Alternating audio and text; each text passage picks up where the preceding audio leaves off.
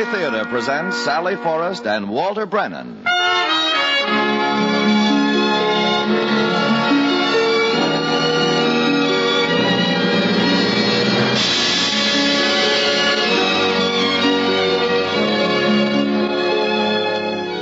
From Hollywood, the Mutual Broadcasting System, in cooperation with Family Theater, brings you Walter Brennan in The Luck of Roaring Camp. To introduce the transcribed drama, here is your hostess, Sally Forrest.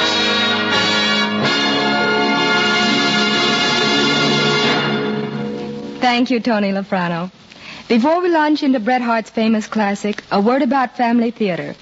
Family Theater is on the air each week with a reminder of that inexhaustible source of blessings, family prayer, encouraging all of us to pray for peace in our time, peace in our world. And now swiftly to The Luck of Roaring Camp, starring Walter Brennan as Stumpy.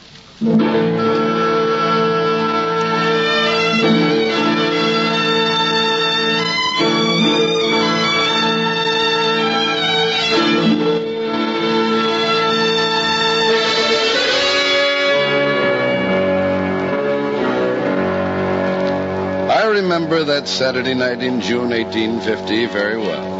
It was just last year. And as I strolled into Tuttle's Grocery, the saloon, I found it deserted. Well, for Saturday night, mind you, this was most unusual. And since I'm always minded for a little game of chance, I'm John Oakhurst, the gambler, I left Tuttle's to learn what had happened to the citizens. I found just about the whole camp, some 100 men grouped before a rude cabin on the outer edge of a clearing. It was the home of the one woman in Roaring Camp, Cherokee Sal. Trouble always comes of having a woman in camp. I always was agin it. That's enough out of you, Kentuck. Things is rough enough on Sal as 'tis. You think she'll get through safe enough? She ain't the first woman to have a baby, Sandy, and likely not to be the last. I guess you're right. Anyone care to make a bet on the sex of the child? Oakhurst. Oh, what are your odds, gambler? I'll lay you 1 to 4, it's a girl. Blonde or brunette? I'll lay you 1 to 6, it's a redhead. Not me. You can't beat the gambler no matter what odds he gives you. Tails he wins, heads you lose. Hey, say, maybe we ought to send over to Sandy Hook for Sal's husband. Him? Probably hung by now. Would you like to bet on that? No. Any man who don't stand by when his wife's going to have a baby ought to be hung. Maybe we ought to hang him. We could ride over that way tonight, string him up before morning. Well, I'll be. A baby. A real baby. The first one to be born in Roaring Camp. Well, what are we waiting for? Let's celebrate! Cut out the ruckus, boys. Huh? Sal's dead. That's too bad. Oh, but the kid. What about the kid? You don't know whether we can save him or not. He needs food. Bad. Food? Well, there's plenty of that. Oh, we can rustle him up a steak, and maybe a little whiskey might perk him up, son. He needs milk. Milk? Where are we going to get milk in Roaring Camp? Yeah. Well, say, Kentuck, what about that female jackass you got? My Jenny? The same. Well, now, she did have a young'un just recent. Romulus and Remus were suckled by a wolf. Who? Never mind. That's a cry for help if I ever heard one. See what you can do with Jenny, boys, while I keep an eye on the kid. And hurry. All right, let's go.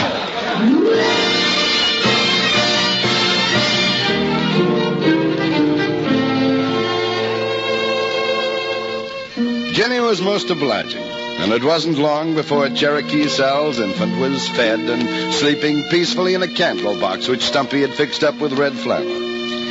It was about 3:30 in the morning now. Sal lay still and quiet under a blanket on a bunk. But the boys clamored to see the newest arrival in camp. So Stumpy, with new dignity, set the candle box on the pine table and his hat beside it, brim up. Boys, you'll pass in at the front door, around the table, and out the back door. Them as wishes to contribute anything to the orphan will find my hat handy. Well, seeing as it's your hat, Stumpy, how do we know the orphan will get the contribution? If I'm going to steal Kentuck, I'll steal from a grown man and not a baby.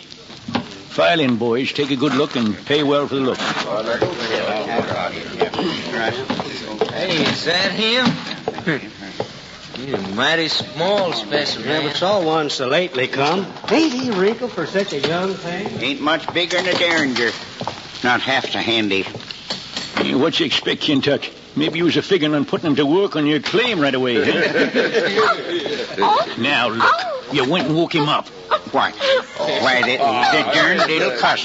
He's wrestling with my finger. Look at there. Kentucky's actually blushing. Oh, blush. Me? That's enough, boys. If you're all through looking and contributing, why, just go along quiet now. All except you, Kentuck. Me? Well, why can't I go along, too? I've seen him enough. Well, as so long as you're so darned worried about who's going to get the contributions, you just stay here and count them with me, just to make sure everything's square and legal. Oh.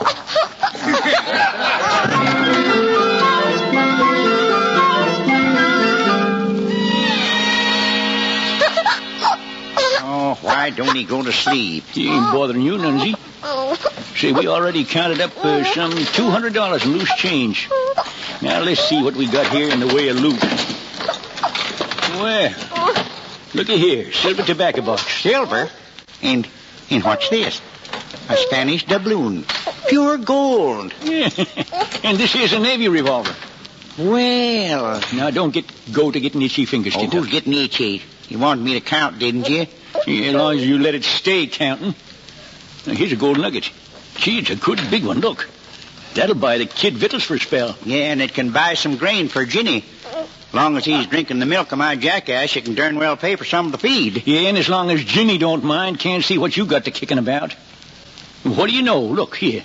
Here's a lady's handkerchief. All embroidered. Ooh, sweet smelling. Yeah, that'll be from Oakhurst. He's one gambler who's as lucky at love as he is at cards. Say, is that Sal's diamond brooch? Yeah, it sells. I put that in the hat first off all. Who's got more right to it than a kid? Did I say no? Yeah, there you are now. Sure now, kid. You're all safe and snug. Here we are. Look, slingshot. And that'll come in handy for him when he's a mite bigger. A Bible. Gold spur. Wonder where the other one is.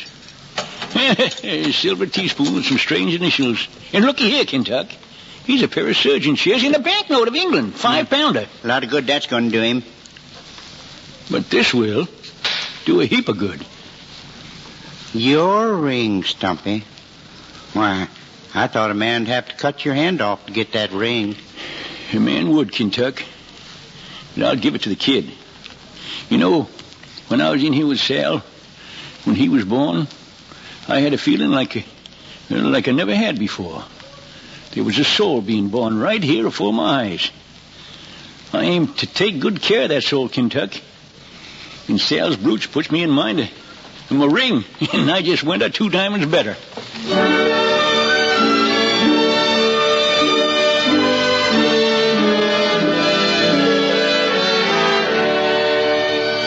The next day, we laid Sal to rest on Boot Hill, and then held a meeting to decide the infant's future.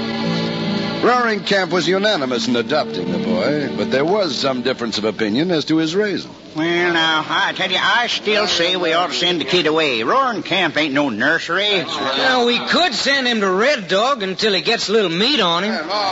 Red Dog, that's 40 miles away. Well, sure it is, but it's got females, and he needs females to take care of him, Stumpy. He's being took care of by a female. What about Ginny? Send him to Red Dog. Oh, wait a minute now. Sal's young'un stays here in Roaring Camp. Well, I'm all for that. Why, them fellows at Red Dog would swap him and bring in somebody else in us when we wanted him back. Yeah, you can't trust him. Look, what about sending for a nurse? Nurse? You mean a female? Of course. No, sirree. What lady'd come to Roaring Camp? She got no more business here than this kid. Now, listen here, everybody, especially you, Kentuck. Cherokee Sal's kid was born here in Roaring Camp, and he's going to stay here. We can send to Sacramento for his necessaries. The best it can be had, too. Lace and filigree and frills and darn the cost.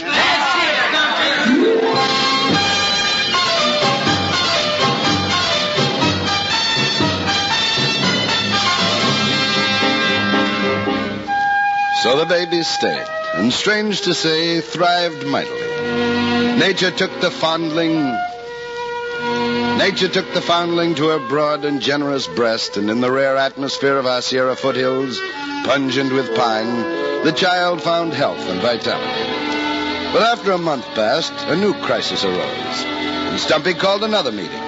This time, the boy was present, smiling from his rough pine box. Well, what do you call us here first, Stumpy? Want some more contributions? No, I don't want no more contributions, Kentuck. Then what is it you do want, old-timer? This youngin's got to have a proper name. What do you say, Oakhurst? You got education. What do you say we call the Sal's baby? Well, the child has brought plenty of luck to Roaring Camp, hasn't he? Oh, I'll say he has. We've took more gold out of the gulch since he came than the whole year before. See, that's right. We're in bonanza times. Then what do you say we christen him... Do what to him? Name him, Stumpy. What do you say we call him Luck? Luck. Luck. Well, everybody should have a proper name, as Stumpy said. In the boy's case, it's better to take a fresh deal all around. Call him Luck and start him fair. Luck. Say, that is a good name.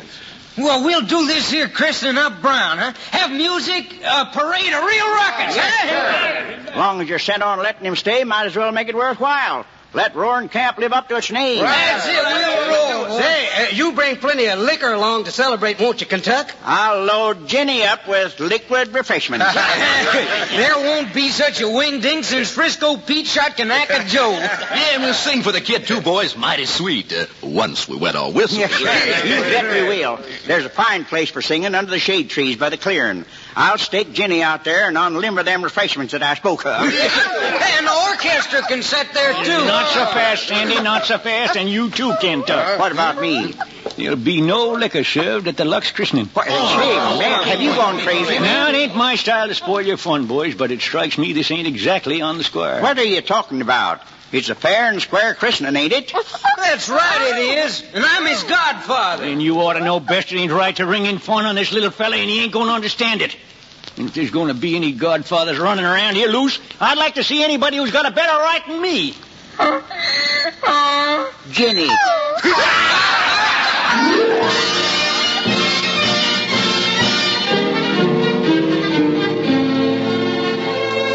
So Tommy Luck was duly christened. And from that time on, a strange thing began to happen in Roaring Camp. You might say a sort of regeneration. Naturally, the cabin of the Luck, the baby, gave the first evidence of this miracle of improvement. Come on now. Now move with that scrubbing, boys. You, Sandy, mix up some more whitewash, will you? My bucket's about empty. Well, coming right up, Stumpy. Oh, doggone it, Stumpy. I ain't never worked so hard, not even on my gold claim. You only just begun to work, Kentuck. After this cabin's all cleaned and whitewashed, it's going to get wallpapered. Wallpapered? And we're going to make new furniture, too. Now, what's the matter with the furniture you got? Ain't Luck's rosewood cradle enough? Packing it in 80 miles by mule. Never heard of such a thing. Well, that's the trouble. That cradle sort of kills the rest of the furniture. We got to live up to that rosewood cradle. Yeah, well, you live up to it. I'm again the whole thing. Why, Tuttle's Groceries even putting new mirrors and carpets in. It's a disgrace. Carpets in a saloon. Well, let me tell you, even with the carpets, Tuttle's can't buck our competition. What competition? I don't see you handing out any free drinks. Don't have to. The boys would rather come here and play with the Luck than sit around playing cards and drinking whiskey. Which reminds me, Kentuck. Remind you of what? From now on, anyone who holds a Luck or even comes into this here cabin has got to be washed and wearing a clean shirt. Oh, now, Stumpy, that's a going too far. It's the law. You want to come near Luck, you got to come clean. Well, who said I wanted to come near him? Well, it's going to be an awful strain, but I'll think it over.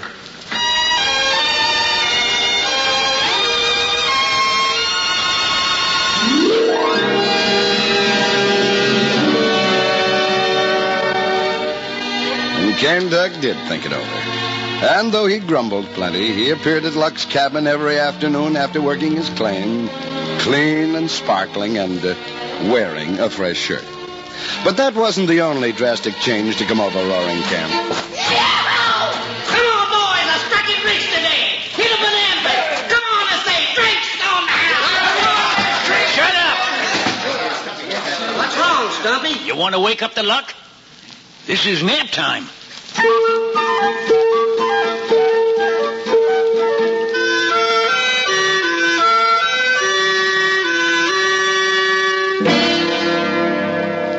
Are you doubting my honesty? I'm saying you dealt from the bottom of the deck, gambler. Then go for your gun. Reach, both of you. Stumpy. Keep out of this. It's an affair of honor. Honor be hanged. I won't have the luck scared out in his wits. If you so set on killing each other, why use knives? But there be no shooting.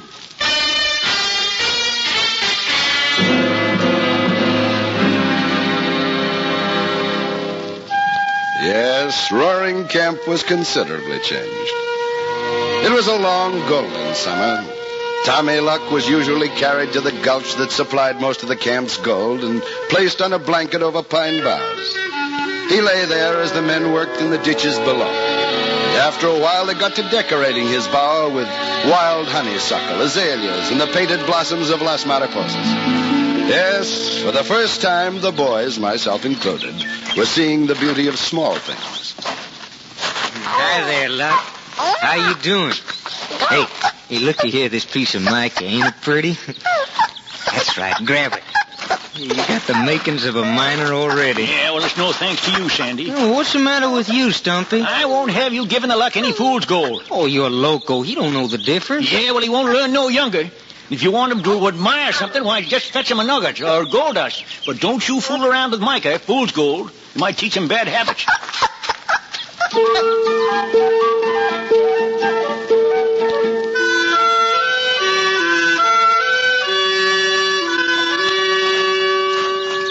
I crept up to the bank just now, and darn my skin if the Luck weren't talking to a jaybird as was sitting on his lap. Kentuck, you been sampling spirits again? No, sir, I have not. I'm telling you the honest truth.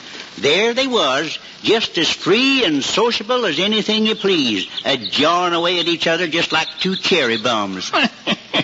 Kentuck, does you telling me this mean you're just a kind of cottoning to the little feller at last? Me? No, sir.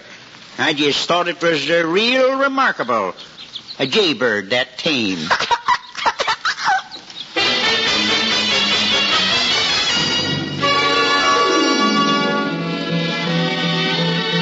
Yes, for Tommy Luck, the birds sang, the squirrels chattered, and the flowers bloomed. Nature was his nurse and playfellow. For him, she sifted golden shafts of sunlight through the leaves to fall just within his pudgy grasp. To him, the tall redwoods nodded and whispered in friendship. The bumblebees buzzed and the rooks cawed a lullaby.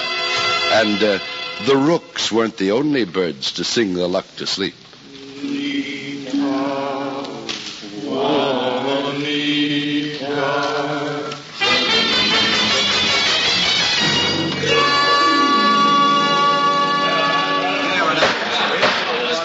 I now call this here meeting to order.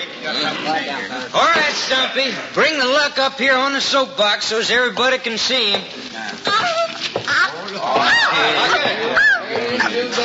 Solemn little We're coming, Sandy. These big gray eyes. Now, here we are. Say howdy to everyone, Luck. Boys, Stumpy's got a few words to say.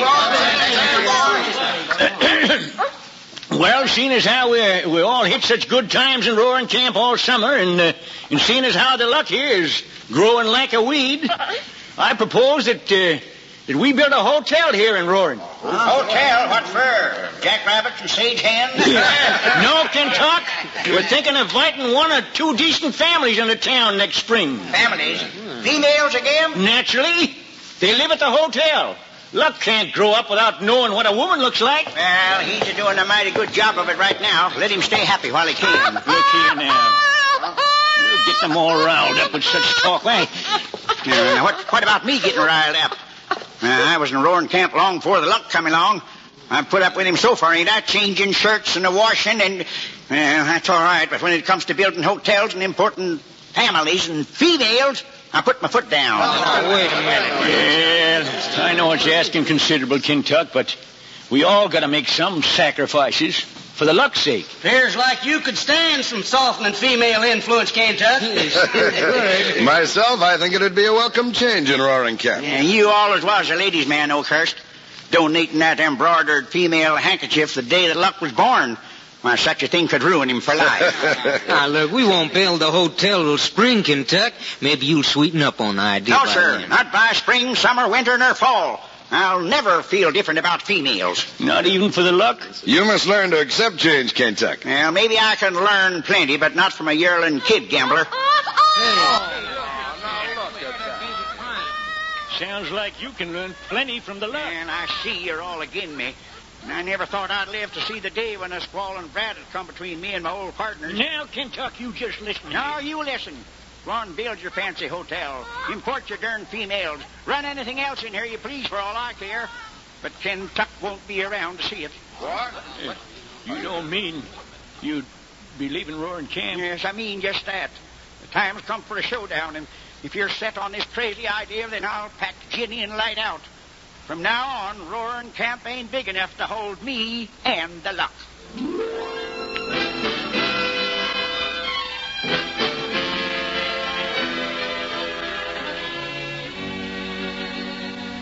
Kentuck's bitter ultimatum was the first chill wind to strike the camp, and it brought more misfortune. The winter of 1850 will long be remembered in the foothills. The snow lay deep on the Sierras, and every mountain creek became a river, and every river a lake. Each gorge and gulch was transformed into a tumultuous watercourse that descended the hillsides, tearing down giant trees and scattering drift and debris along the plain. And as the terror drew near Roaring Camp... Hey, Stumpy! Stumpy! Open up! You, Kentuck? Yeah, get your clothes on. What you mean? Coming here at this time of the night? Want to wake up the luck? Oh, hang the luck. You and him got to clear out of here. Since when? Red Dog's been underwater the second time. News just come in to warn Roaring Camp. If North Fork jumps the bank, we'll all swim. Well, this is a pleasure to hear. Kentuck worrying about the luck. Hey, listen, Stumpy. Water put the gold in our gulches, and it can darn well take it out again. Kentuck, you've been shooting your mouth off around here considerable about other things. You said you was a going to pick Jenny and clear out of here, and went ahead with plans for the young'un. Well, seeing as you're worried about getting your feet wet, I can't think of a better time for you to just mosey on. Oh, come on. Forget the past, Stumpy. I'm a-telling you better get out of here. Hey, Moose, Kentuck, you wake up the luck.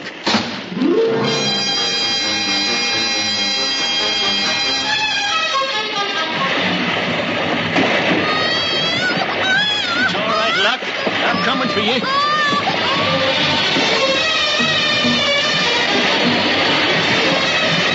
Luck! Stumpy! Where are you?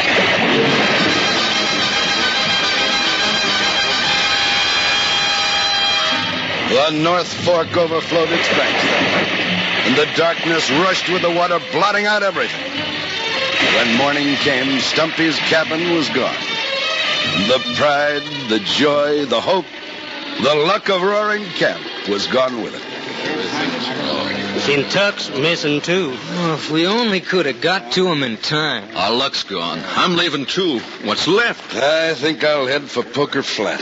I hear it's high and dry there. We might as well all leave. Nothing left here for us anymore. Listen, is that the... Luck, do you think... Come on! Let's go see. Look! I see his dress. It is the Luck! He's alive! Hey, and two men. It's Stumpy. But Kentucky's holding the babe. Quick, drag them out of the water before they're drowned. Come on, let's go.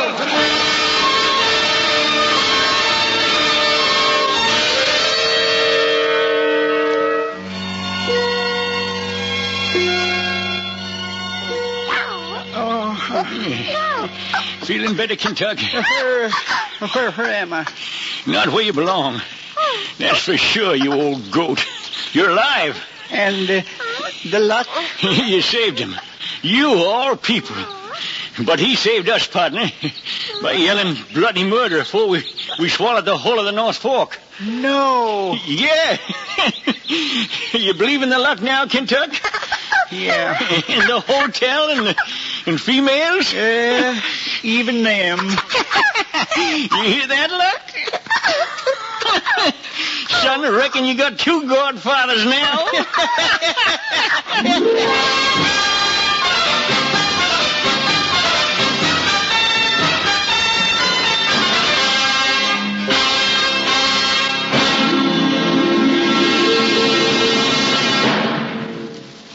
This is Sally Forrest again.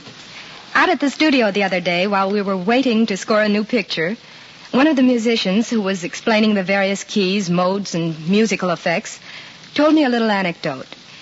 It seems that a musician had made an early appointment with Brahms at the home of the master. He arrived there, was shown in by a servant, who explained that Brahms was still sleeping and that he did not wish to disturb him. After waiting a polite interval, during which Brahms did not appear, the visitor went to the piano and struck a single loud minor chord, like this. Now, anyone who has ever studied music knows that a minor key mirrors anxiety and tension, and that a minor chord suggests incompletion. It just begs for a satisfactory resolution. Although he was still asleep, Brahms heard the minor chord as it crashed into his subconscious and went ringing and ringing there. With an uneasy start, he awoke. Still no major chord. He hastily dressed, rushed downstairs, hastened to the piano, and struck the major chord like this.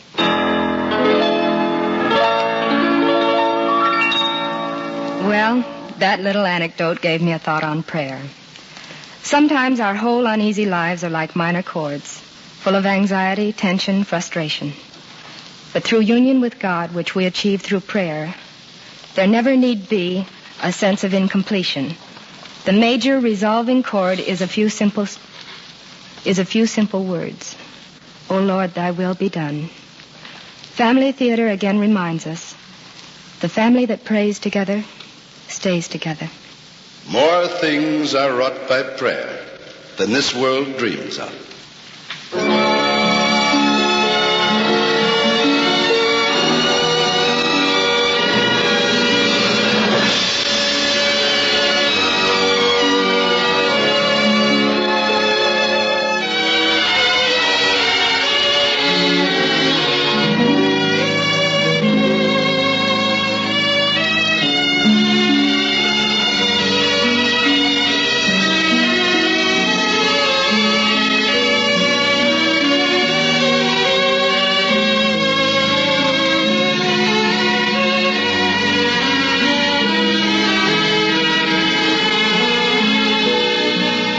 From Hollywood, Family Theater has brought you transcribed Walter Brennan in The Luck of Roaring Camp.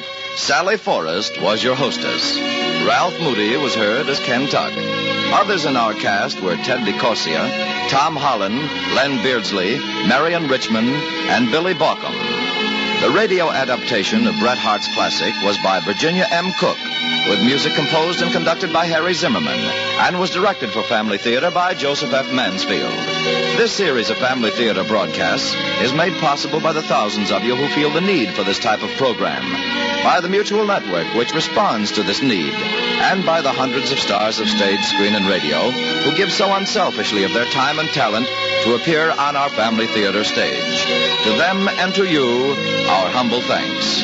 This is Tony Lafrano expressing the wish of Family Theater that the blessing of God may be upon you and your home, and inviting you to be with us next week at the same time when Family Theater will present Jack Benny and Lucille Ball in The Golden Touch. Join us, won't you?